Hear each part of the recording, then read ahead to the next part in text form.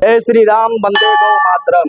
आज डोल 11 जुलझुलनी एकादशी के पावन पर्व पर मांडल मोटा राम जी मंदिर, मांडल का अयोध्या के नाम से जाने जाने वाला मंदिर, जिसमें मांडल ग्राम के समस्त हरि भक्त और हमारे ठाकुर जी गत कई वर्षों से 100 वर्षों से परंपरागत तरीके से भगवान नगर में निकलते हैं प्रजा की हाल और चाल जानने के लिए।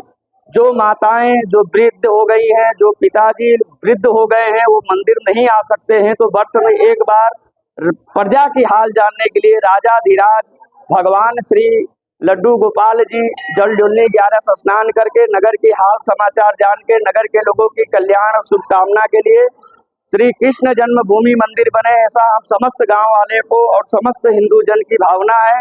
जय गौ माता, जय सिया राम। सभी हरि भक्तों को सीताराम।